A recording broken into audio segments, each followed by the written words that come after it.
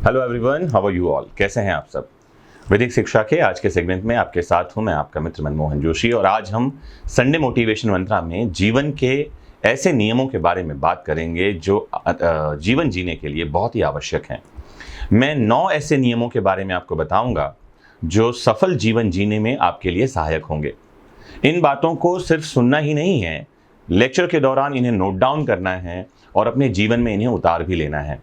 7 दिन, 14 डेज या 21 दिन, 7, 14, 21, 7 दिन, 14 दिन, 21 दिन, इस रेशियो में इनको फॉलो करिए। पहले 7 दिन का लक्ष्य बनाइए कि इन नियमों को 7 दिन के लिए अपनाया जाएगा, फिर 14 दिन तक इन्हें बढ़ाइए और फिर 21 दिन के लिए इन नियमों को अपना लीजिए। और उसके बाद यकीन मानिए ये आपके जीवन के भाग हो जाएंगे। 1 by 1 नोट डाउन करते चलिएगा और समझते चलिएगा मैं क्या कहना चाह रहा हूँ। एक बात और समझा दूं, मैं ये 9 का आंकड़ा क्यों लेकर आता हूं। तो 9 का आंकड़ा ऐसा माना जाता है the number 9 is the most stable number, बहुत ही स्थायी नंबर है ये। तो 9 एक ऐसा मैजिकल नंबर है जिससे किसी भी दूसरे नंबर को मल्टीप्लाई करें तो जो भी रिजल्ट आएगा उसको आप सम अप करेंगे, उसको जोड़ लेंगे तो आपके पास में जो नंबर बचेगा वो 9 ही होगा। जैसे 9 इंटू 2 कितना होगा 18, 1 और 8 9 बचेगा।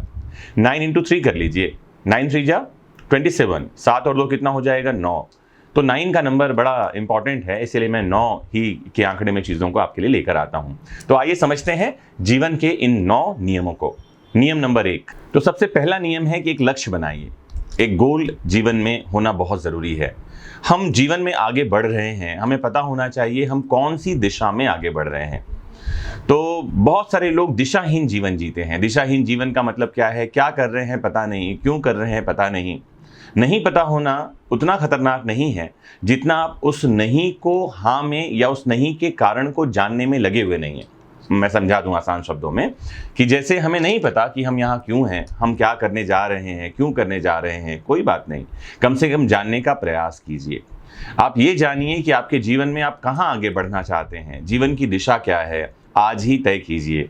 और फिर उसके बाद आप इतने एनर्जाइज्ड होंगे उस लक्ष्य की ओर बढ़ने के लिए कि कभी कोई चीज़ आपको डिमोटिवेट नहीं कर पाएगी।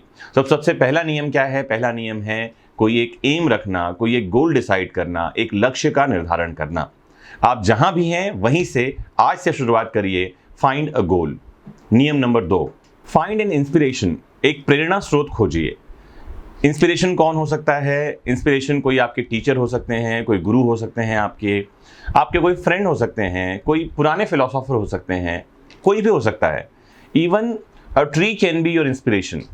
वैसे भी आचार्य कौटिल्य ने कहा है, काकचेष्टा बको ध्यानम स्वान निद्रा तथैव च अल्पाहारी गृह त्यागी विद्यार्थिनः पंचलक्षणम। जो जीवन के लक्षण हैं आप कुत्ते से, बिल्ली से, स्वान से सीख सकते हैं। तो इंस्पिरेशन कहीं भी खोजा जा सकता है, लेकिन एक इंस्पिरेशन ढूंढिए जो आपको इंस्पायर करता हो, जिससे आप इंस्पायर होते हो। लेकिन ध्यान रखिएगा, आपको इन्फ्लुएंसर नहीं ढूंढना है, इंस्पिरेशन ढूंढना है। इन्फ्लुएंसर कई बार अपने फायदे के लिए आपको यूज कर सकता है, लेकिन इंस्पिरेशन कभी भी अपने फायदे के बारे में नहीं सोचेगा। इंस्पिरेशन केवल आपको इंस्पायर करेगा, आपके जीवन में आपको आगे बढ़ने के लिए मदद करेगा। तो दूसरा नियम मैंने बताया, फाइंड एन इंस्पिरेशन। नियम नंबर 3, गेट एक्साइटेड। उत्साहित रहिए। अब एक्साइटेड होने का क्या मतलब है? जैसे एग्जाम्पल के लिए आप सुबह उठे और आज आपको ऑफिस जाना है, लेकिन आपके पास एक्साइटमेंट ही नहीं है। उसका रीज़न है कि आपके पास गोल नहीं है, उसका रीज़न है कि आपके पास इंस्पिरेशन नहीं है। तो आप जो कुछ भी कर रहे हैं उसमें एक्साइटमेंट लेकर आइए।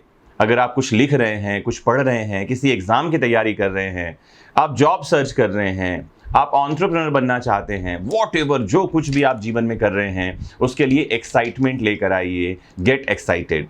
क्योंकि बिना उत्साह के आप जो कुछ भी करेंगे उसका रिजल्ट आपके लिए जो भी हो आपको आनंदित नहीं करेगा, आपको उसमें मज़ा नहीं आएगा। तो कई बार आपने सुना होगा लोग बहुत कुछ काम करके सफल हो जाते हैं, लेकिन कहते हैं नहीं यार इस काम में मज़ा नहीं आ रहा, फिर दूसरे काम में वो लग जाते हैं।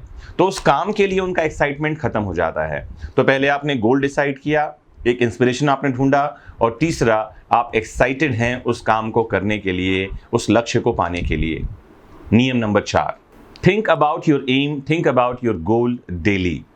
आपने जो कुछ भी लक्ष्य बनाया है, आप जो कुछ भी जीवन में हासिल करना चाहते हैं उसके बारे में रोज सोचिए। रोज सोचने का 2 तरीका है। पहला तो ये कि 24 घंटे उसमें सबमर्ज रहिए, उसमें डूबे रहिए।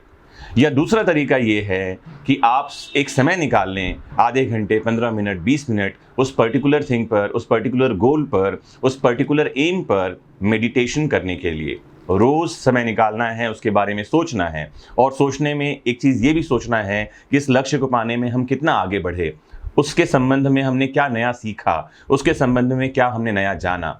और जहाँ कहीं हमें लगे कि नहीं, हम सही दिशा में आगे नहीं बढ़ रहे हैं, तो अपने इंस्पिरेशन को देखिए, अपने आइडल से बात करिए या उससे इंस्पायर होइए, उसकी गतिविधियों पर नज़र रखिए। गोल डिसाइड किया आपने, एक आपने इंस्पिरेशन ढूंढा, उसके बारे में आप एक्साइटेड हैं और आप इस बारे में रोज़ सोच रहे हैं। नियम नंबर 5 में आपको ये समझना है कि जीवन में उतार चढ़ाव आते ही रहेंगे। जब कभी आप लक्ष्य की ओर आगे बढ़ रहे हैं तो आपको ये ध्यान में रखना है कि उतार चढ़ाव, अप्स एंड डाउन्स आते रहेंगे। कहा भी गया है कि ups and downs are the part of life and how you are going to take it, it is art of life. उतार चढ़ाव जीवन का हिस्सा हैं, लेकिन आप उसे किस तरह से लेते हैं ये बड़ा महत्वपूर्ण है। This is art of life, यही जीवन जीने की कला है। लेकिन जब आपको ये समझ में आ जाएगा कि अप्स एंड डाउन्स जीवन के पार्ट हैं, उतार चढ़ाव लगे रहते हैं, लाभ हानि लगा रहता है, सफलता असफलता लगी रहती है, यश अपयश जीवन के पार्ट हैं, तब आपको जीवन जीना आसान हो जाएगा, तब आप लक्ष्य की ओर बढ़ने में विचलित नहीं होंगे। तो ये नियम नंबर 5 था कि अप्स एंड डाउन्स जीवन के भाग हैं, इसे समझ लीजिए। 6वां नियम इससे ही जुड़ा हुआ है। जब कभी उतार चढ़ाव आते हैं, जो कुछ भी आपने एम, जो कुछ भी आपने गोल डिसाइड किया है, उसके साथ आपको लगे रहना है, कंसिस्टेंट रहना है, स्टिक टू इट, उससे जुड़े रहना है और रोज़ उसके बारे में सोचते रहना है कि जब ये लक्ष्य हासिल हो जाएगा तो जीवन में क्या बदलाव आ जाएंगे, जीवन किस तरह से बदल जाएगा। नियम नंबर 7, काउंट योर ब्लेसिंग्स।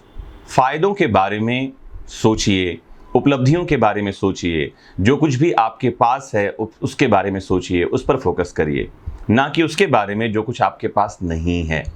कहा गया है count your blessings when others are adding troubles in their life. जीवन में जब दूसरे लोग समस्याओं को जोड़ रहे हैं, तब आप ब्लेसिंग्स को देखिए, उन चीज़ों को देखिए जो आपके जीवन में उपलब्ध हैं।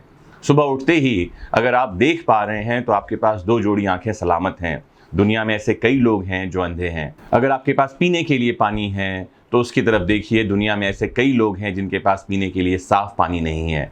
रहने के लिए छत है तो खुश होइए, क्योंकि दुनिया में ऐसे बहुत सारे लोग हैं जिनके पास रहने के लिए छत नहीं है। तो जब आप इस नियम को अपने जीवन में जोड़ लेंगे, जब आप ब्लेसिंग्स को, उपलब्धियों को देखेंगे, ना कि कमियों को, तब आपका जीवन बदल जाएगा। और इसके साथ ही नियम नंबर 8 आपके पास आएगा और वो नियम है ग्रेटफुल होइए, कृतज्ञ बनिए। ग्रेटफुल होना क्या है मैं आपको समझाऊं। ग्रेटफुलनेस जीवन का भाग हो जाना चाहिए। धन्यवाद देते रहना, अच्छाई को देखना, ना कि नकारात्मक रहना और कमियों को देखना। मैंने सुना एक बार एक व्यक्ति जो है उसके पास उसकी दोनों टांगें नहीं थी, तो वो आदमी जो है मंदिर गया, या जो भी धर्म को मानने वाला है, ईश्वर से प्रार्थना की कि मुझे टांगें तो दे देता। कहानी बड़ी प्यारी है और ऐसा कहानी ये कहती है कि ईश्वर प्रसन्न हुए उसके सामने और उन्होंने उसे उसकी टांगें दे दी। लेकिन जब उसे टांगें मिली तब वो आदमी बहुत नाराज़ हुआ। वो कहता है कि मुझे टांगें ही मिली, जूते कौन देगा इसमें पहनने के लिए। ईश्वर को लगा कि हाँ, इसके साथ नाइंसाफ़ी हो रही है, दुनिया में कई लोगों के पास जूते हैं, इसको जूते दे दिए जाएं। उसको जूते मिल गए। उसके बाद भी वो खुश नहीं था। वो कृतज्ञ आदमी जो कि ग्रेटफुल नहीं है अपने जीवन में, जो समस्याएं ही जोड़ रहा है, वो कहता है कि जूते तो दे दिए, गाड़ी कौन देगा, मैं क्या पैदल चलूँगा। ईश्वर ने उसे गाड़ी भी दे दी है। क्या आपको लगता है इसके बाद वो खुश हुआ होगा? नहीं, वो इसके बाद भी खुश नहीं हुआ। इसके बाद भी वो ईश्वर से क्या शिकायत कर रहा है, कहता है कि गाड़ी तो दे दी, इसमें फ्यूल कौन डलवाएगा, इसमें ईंधन कौन डलवाएगा। मतलब ये कि अगर आप प्रॉब्लम्स को काउंट कर रहे हैं तो जीवन में समस्याएं ही समस्याएं दिखती रहेंगी। अगर आप ब्लेसिंग्स को काउंट कर रहे हैं तो ब्लेसिंग्स बढ़ती ही चली जाएगी। तो बी ग्रेटफुल, ये नियम था 8वां। और ग्रेटफुल होना आपके जीवन में सुविधाओं को बढ़ाता चला जाएगा, अच्छाइयों को बढ़ाता चला जाएगा। या दूसरी मैं बात कहूँ, इससे अच्छाई और सुविधाएं नहीं बढ़ती, ये आप अच्छाई और सुविधाओं को और देखने लगेंगे। सारी चीज़ें हमारे पास एक साथ उपलब्ध हैं। मैं आपको क्लियर कर दूं, अगर कोई इंसान है और अगर आप उसमें बुराई देखना चाहते हैं तो वो आपको बुराई की खान नजर आएगा, क्योंकि जब आप एक बुराई को देखेंगे तो 10 बुराइयां आपको और नजर आएंगी। लेकिन वहीं अगर आप उसमें अच्छाई ढूंढने जाएंगे तो वो आपको अच्छाई की खान नजर आएगा। एक अच्छाई ढूंढने जाएंगे तो 10 अच्छाइयां दिखाई पड़ेंगी। नियम नंबर 8 बहुत काम का है, बी ग्रेटफुल, अच्छाइयों को ढूंढिए, बुराइयों को नहीं। नियम नंबर 9, ये नियम बहुत महत्वपूर्ण है जीवन भर के लिए। रोज कुछ अच्छा सुने, रोज कुछ अच्छा पढ़ें, रोज कुछ अच्छा देखें। एक शब्द, एक वाक्य, एक अक्षर कुछ नया पढ़ें। एक शब्द, एक वाक्य, एक अक्षर कुछ नया देखें। इस बात को अपने जीवन में आत्मसात कर लीजिए।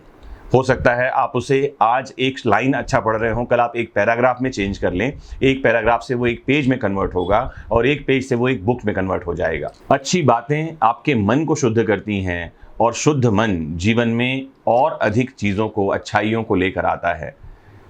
9 नियम है आपके जीवन के लिए। इन 9 नियमों को अपने जीवन में उतार लीजिए और फिर मुझे ज़रूर बताइए कमेंट बॉक्स में कि आपके जीवन में कैसे सकारात्मक बदलाव आ रहे हैं, कैसे आपके संबंध सुधरते चले जा रहे हैं, कैसे आप लक्ष्य की ओर आगे बढ़ रहे हैं और कैसे जीवन आनंद स्वरूप मालूम पड़ रहा है। आज की मोटिवेशन मंत्रा में इतना ही। फिर जुड़िए अगले संडे और सुनिए, देखिए, जानिए मोटिवेशन मंत्रा को। आपने मुझे बहुत ध्यान से सुना, इसके लिए बहुत बहुत धन्यवाद। एक बात और ऐड कर दूं मैं कि इन सभी वीडियोस को एक क्रम से देखने के लिए ज़रूर डाउनलोड कर लीजिए विधिक शिक्षा app. Have a nice time, take care, bye bye.